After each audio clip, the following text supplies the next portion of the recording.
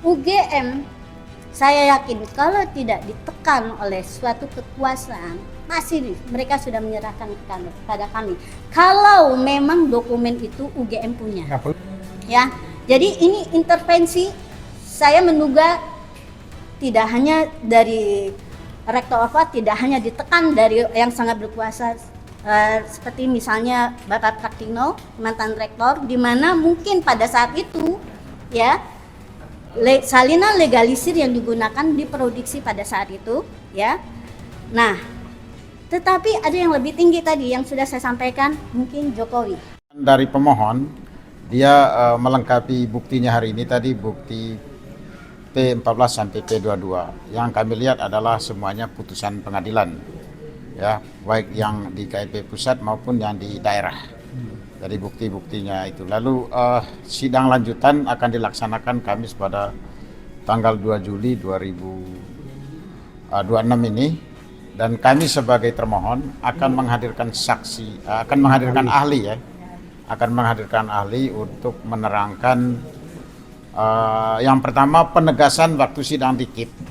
Ya, kami minta agar ahli menerangkan bahwa yang namanya dokumen, ya, dokumen yang digunakan, entah itu ijazah itu adalah boleh dikatakan alas hak, ya, dokumen tertinggi seseorang, dia memperoleh ijazah itu dia sarjana itu sudah paling final. Tapi sebelum mendapat ijazah itu harus ada dokumen-dokumen pendukung, seperti ijazah Jokowi itu tidak serta-merta ijazahnya itu ada, tapi ada dokumen-dokumen pendukungnya seperti KHS, KRS, terus catatan KKN-nya dia.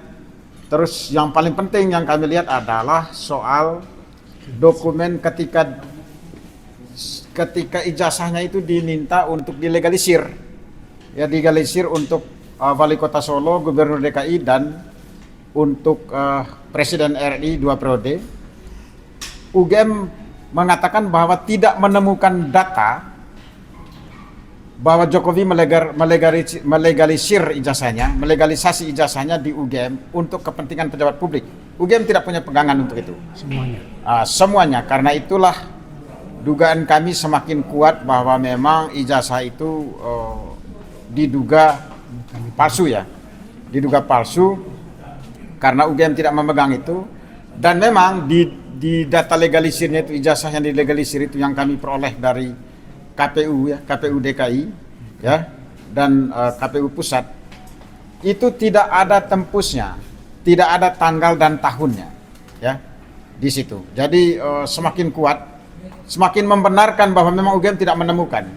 Karena saya sendiri sebagai alumnus UGM, saya melegalisasi ijazah saya S1, S2, saya S1, S2 di UGM untuk kepentingan saya sebagai dosen dan sebagai advokat. Itu pasti ada tanggalnya, ada bulannya, ada tahunnya, dan siapa yang menandatangani. Dan saya tanya juga semua teman-teman angkatan alumnus UGM, alumni UGM, bahwa mereka ketika melegalisasi ijazahnya, itu pasti ada tempusnya, ada waktunya. Tapi aneh, ijazah Jokowi ini dilegalisasi untuk kepentingan publik, untuk kepentingan sebagai abdi negara, ya, sebagai wewenang tertinggi, sebagai pelaksanaan dari trias politika, yaitu eksekutif, kepala eksekutif presiden. Legalisasi ijazahnya tidak ada tempusnya, tidak ada tanggalnya, tidak ada bulannya, dan tidak ada tahunnya. Nah, ini semakin menguatkan dugaan bahwa memang ijazah beliau ini palsu. Ya, kami tidak mengatakan palsu, tapi kami menduga keras, ya. Sehingga di tempat ini kami salut kepada Dr. Tifa sama Pak Roy untuk tidak RJ. RJ itu artinya apa? RJ itu kan substansinya adalah mengakui ijazah Jokowi itu asli, seperti yang dilakukan oleh teman-teman yang bersukaria itu setelah RJ terus memaki-maki Roy dan Tifa, termasuk kami ini. Dan itu saya salut kepada mereka. Nah, itu aja dari saya, silakan teman-teman menambahkan. Pindah tengah, Bu. Pindah tengah, Bu. Pindah tengah, oke. Saya mau menyambung tadi, ya. Yang pertama adalah kami kan sidang di sini ini sudah dari 3 minggu yang lalu, sidang pertama. pada saat sidang pertama ini kami sudah menyampaikan pada konvers bahwa gugatan UGM ini mendadak ya. Last minute sudah lewat masa ingkrah putusan KIP tanggal 13 April, lalu baru masuk ke PT UN gugatan keberatannya tanggal 14. Itu satu poin ya, lewat 1 hari. Itu udah ingkrah. Jadi sebetulnya dokumen yang kami minta itu sudah harus menjadi hak publik ya. Sesuai dengan putusan KIP, sesuai dengan waktu yang sudah diberikan oleh peraturan atau undang-undang KIP bahwa ada 14 hari kerja bagi UGM untuk mengajukan keberatan. Jika ada keberatan dan itu sudah lewat waktu. Makanya tadinya saya pribadi mengira kira-kira siapa ya yang memberikan perintah kepada atasan UGM yaitu Ibu Rektor Ova Emilia untuk tiba-tiba, jadi saya masih ingat kami waktu itu hari itu mendapatkan dokumen dari KPU hari Jumat ya, itu adalah beberapa hari sebelum ingkrah putusan UGM yaitu hari Senin. Jadi Jumat ke Senin tuh kan cuma tinggal 1 hari kerja ya.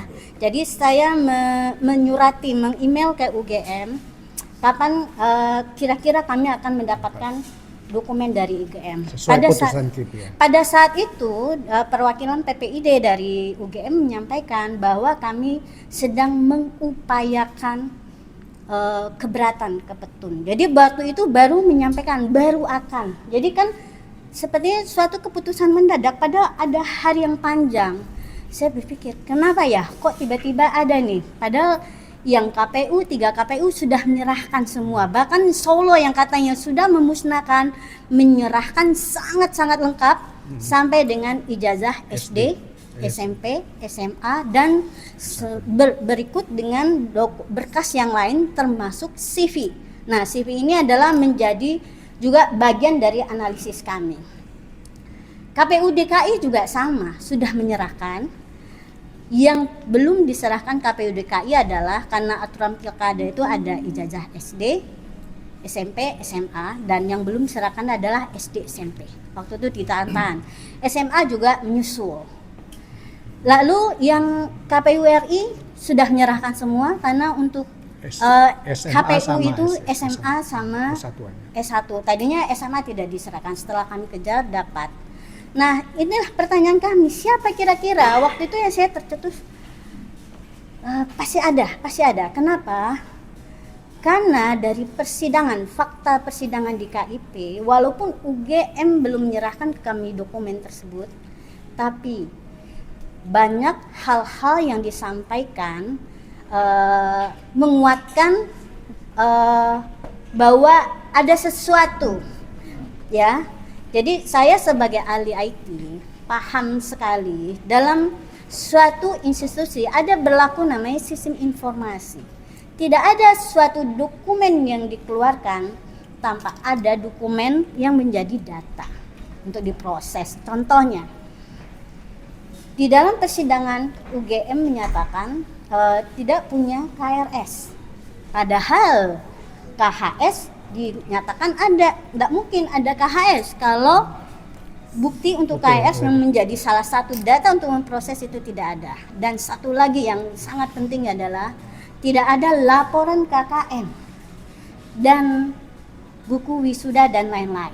Kemudian yang kami sangat kejar sekali itu adalah legalitas dari dokumen yang digunakan oleh Jokowi saat mendaftar di KPU. Mulai dari 2005 sampai 2019.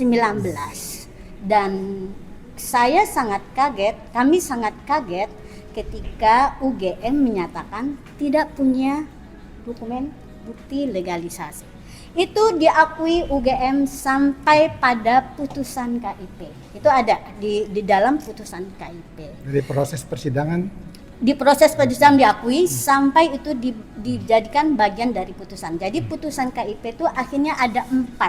Dari 20 jenis dokumen yang kami minta, itu skala jenis putusannya ada 4. Untuk ijazah asli setidaknya kembaran dari ijazah asli apakah ada, itu diakui tidak ada katanya, tetapi salinan dan lain-lain ada. Awalnya dinyatakan dikuasai oleh sudah diserahkan ke Polda Metro, dan dari dokumen-dokumen yang seperti ini yang dinyatakan diserahkan ke Polda Metro, kami juga menemukan bahwa banyak harusnya dokumen untuk seseorang itu sampai lulus itu banyak, tapi contohnya ya KHS yang harusnya sampai sarjana yang 9 semester itu paling cepat ya, itu 9 semester berarti itu udah sangat top sekali, itu yang ada itu cuman 8 semester.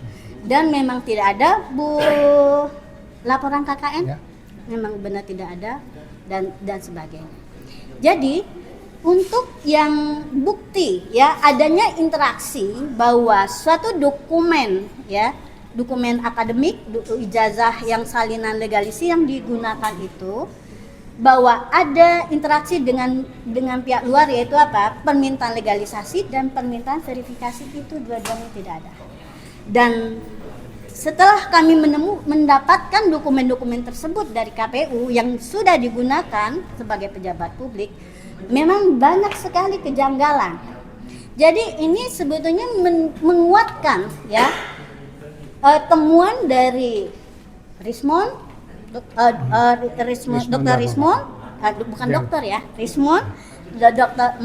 Mas Roy dan Dr. Tifa ya, bahwa memang banyak kejanggalan dan itu dibuktikan dari apa? Dari dokumen resmi yang digunakan ya. Kami mendapatkannya resmi dari KPU. Ya, dan semua kejanggalan yang sudah kami analisis dan dokumentasi itu sudah tidak bisa diubah ya pada dokumen yang sudah digunakan, dan inilah yang akan kami gunakan untuk mensupport teman-teman kami yang sedang dikriminalisasi. Kemudian yang kedua ya, jadi ini intervensi, saya menduga tidak hanya dari Rektor Orvat, tidak hanya ditekan dari yang sangat berkuasa seperti misalnya Bapak Praktikno, mantan rektor, di mana mungkin pada saat itu ya salinan legalisir yang digunakan diproduksi pada saat itu ya. Nah, tetapi ada yang lebih tinggi tadi yang sudah saya sampaikan, mungkin Jokowi, karena intervensi kita yang terjadi sudah sangat jelas. Intervensi yang kedua yang kami alami adalah sidang sengketa Bon Jovi dengan Polda Metro Jaya sampai sekarang belum dijadwalkan. Kami menunggu pelantikan komisioner yang baru, dan komisioner baru sudah terpilih tapi harusnya Mei sampai sekarang belum dilantik. Oke, itu kaitannya antara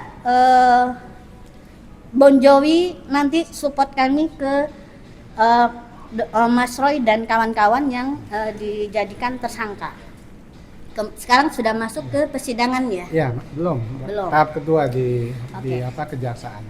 Dan satu lagi, saya sempat menjadi saksi ahli untuk Rismond, dan saya memiliki pengetahuan tentang apa yang menjadi kesaksian atau temuan Rismond saat sebelum buku baru yang muncul, dan saya punya argumen untuk membantah itu, bahwa buku yang baru yang diserahkan ke Jokowi itu tidak berarti apa-apa lagi ya. Karena apa? Tidak ada perubahan pada objek yang menjadi penelitian ya, tidak ada yang berubah dari objek, tidak ada hal baru. Jadi sesuatu yang sudah dilakukan itu, yang sudah dijalankan dengan baik, maka itu tidak akan mengubah apa-apa. Jadi kasihan sebetulnya Pak Jokowi dapat buku yang setebal itu yang baru, tetapi tidak akan bisa membuktikan sesuatu yang baru. Apalagi dengan temuan-temuan kami, sesuatu yang sudah kami dapatkan selama persidangan di KIP dan hasilnya. Kemudian ini adalah himbauan saya pada Pak Jokowi. Kami memohon ya Pak Jokowi, berhentilah untuk membohongi, mempermainkan mempersekusi rakyat yang dulu pernah Bapak pimpin. Persoalan bangsa dan negara ini makin lama makin banyak, ya. Bahwa persoalan ijazah ini bisa akan cepat diselesaikan. Kami tidak perlu harus bersidang di petun. UGM, saya yakin kalau tidak ditekan oleh suatu kekuasaan, masih mereka sudah menyerahkan kepada kami.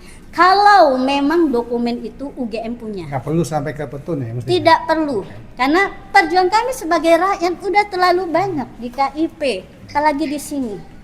Harusnya ini diselesaikan dengan mudah, dan kami menghimbau kepada badan-badan yang terkait, DPR, Mendikti, ya, Menpan, bersikaplah, karena ini harus kita selesaikan. Dokumen-dokumen ini sudah menjadi dokumen negara dan menjadi hak publik, karena ini digunakan untuk menjadi pemimpin. Hak publik untuk mendapatkan pemimpin yang memang benar berkualitas dan berintegritas. Hentikan kasus-kasus seperti ijazah palsu ini yang digunakan oleh dokumen publik dengan cara yang seringkas-ringkasnya, semudah-mudahnya. Jangan dipersulit, ya. Dan harusnya dokumen publik seperti ini kembali diunggah KPU dan menjadi hak publik, ya. Tidak harus diminta, ya, sesuai ya. dengan undang-undang.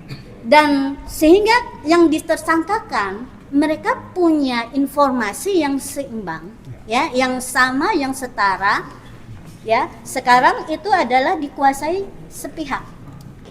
Kemudian saya meminta sekali kepada Pak Jokowi, ya. Kalau bisa nih, ya, Pak Wapres Gibran kan terlibat dengan kasus yang sama, masalah ijazah.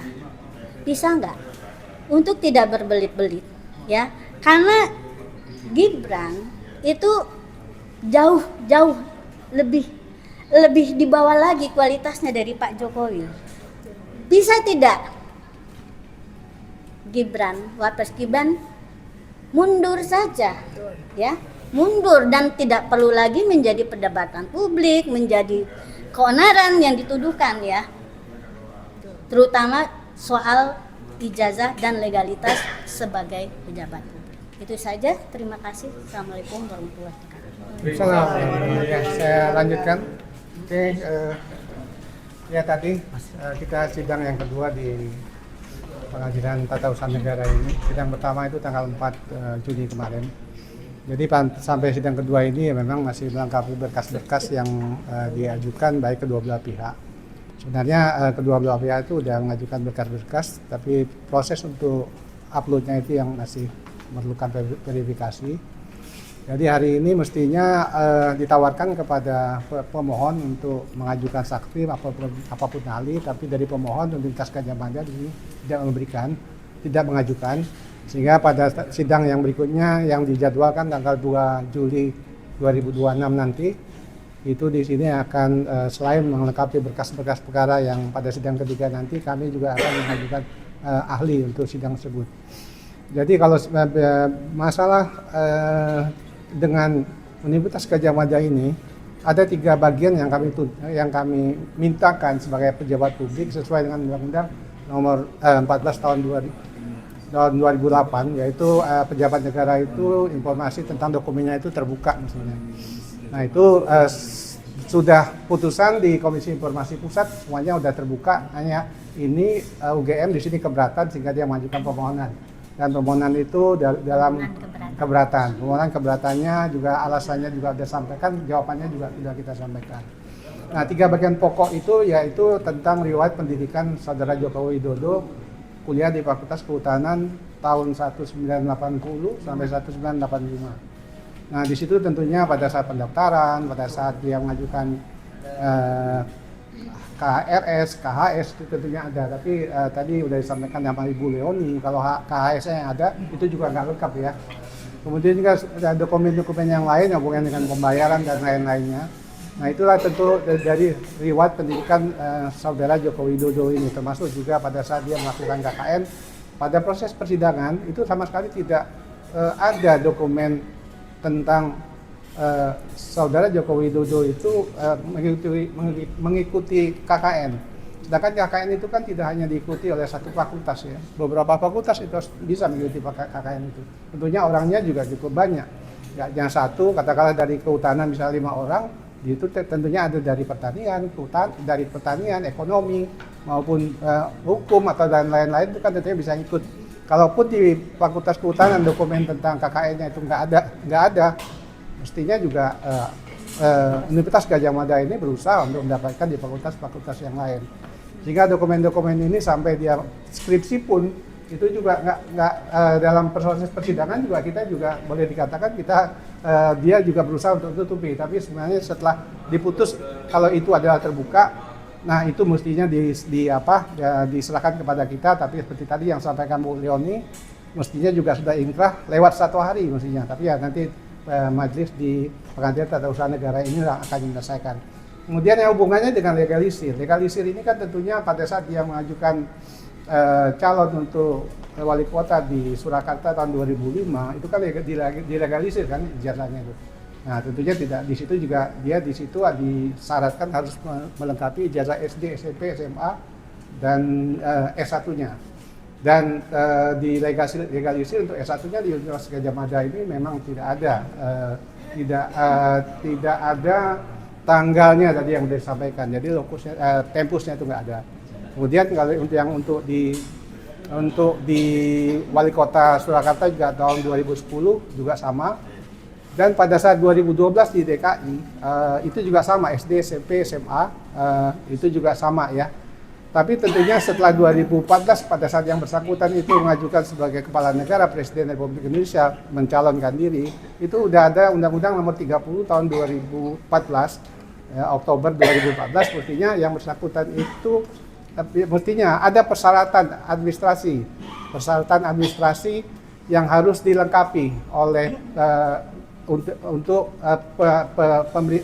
Undang-Undang Administrasi Pemerintahan yang mana harus ada tanggalnya. Di sini kita juga sangat heran kenapa sekelas Universitas Gadjah Mada ya universitas terkemuka, undang-undang udah mengatur dalam Undang-Undang Nomor 30 tahun 2014 itu kalau semua legalisir itu harus dilengkapi dengan tanggalnya aja. Bang ada hal-hal yang lain. kan itu belum tentu dilegalisir UGM. Oh iya, nggak UGM kan ya. mengaku tidak memiliki bukti. Iya betul. Jadi yang kita pegang memang adalah dokumen-dokumen yang selama ini kita dapatkan dari KPU. Jadi memang itu yang kita dapatkan.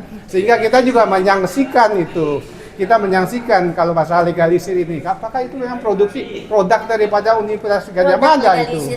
Karena bagian ketiga, Ibu Leoni ini juga begitu detail ya. Kalau dalam kita untuk meminta dokumen itu dia juga minta SOP-nya. SOP itu dalam arti pada tahun 1980 sampai 1985 itu persyaratan, aturan-aturan yang harus ada di Universitas Gadjah Mada yang hubungannya dengan misalnya masalah pemberian nomor, misalnya ijazah itu mesti pakai kacamata atau boleh apa tidak gitu. Itu ada. Sehingga pada saat kita menerima putusan kalau itu kita dimenangkan dan Universitas Gadjah Mada harus menyerahkan kepada kita, itu betul-betul dalam proses persidangan pun kami sangat yakin kalau Universitas Gadjah Mada kurikulum termasuk Bang. Jadi kurikulum ketahuan termasuk. berapa jumlah SKS mata kuliahnya ya. Jadi memang benar-benar kami sangat meragukan kalau ijazah yang diajukan pada saat dia mencalonkan itu adalah produksi dari Universitas Gadjah Mada. Mungkin itu yang saya dapat sampaikan. Saya Masih ada tambahkan ya. silakan. Jadi gini, sebetulnya ya apa yang kami minta itu sebagian besar itu adalah dokumen publik. Jadi di sini sebetulnya UGM agak ngeri-ngeri sedap mungkin ya. Contohnya apa dokumen publik? Skripsi itu adalah dokumen publik. Dan temuan, yang masih ingat temuan Rismon yang pertama itu adalah soal skripsi yang sudah dikejar-kejar tapi nggak dikasih. Bapak Kasmujo. Terus sampai Pak Kasmujo. Terus yang kedua, yang juga dokumen publik, laporan KKN, ya, itu pasti sudah juga banyak inkonsistensi di dalam laporan KKN tersebut, ya. Kalau memang ada ya, kalaupun dibuat kan susah itu.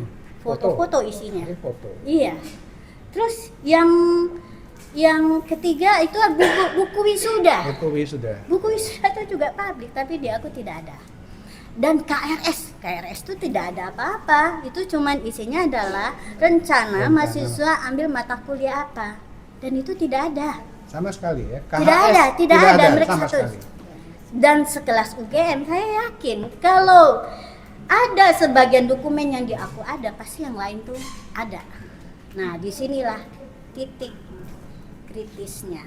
Artinya itu gugatan UGM sekarang ini itu justru memperkuat bahwa ijazah Pak Jokowi itu juga palsu gitu. Dugaan demikian, termasuk dokumen-dokumen pendukungnya karena nggak ada. Ya. Oke. Jadi dari sinilah ya teka-tekinya ada. Oke, cukup ya. Nggak ada pertanyaan kan? Makasih, selamat sore. Bangsa.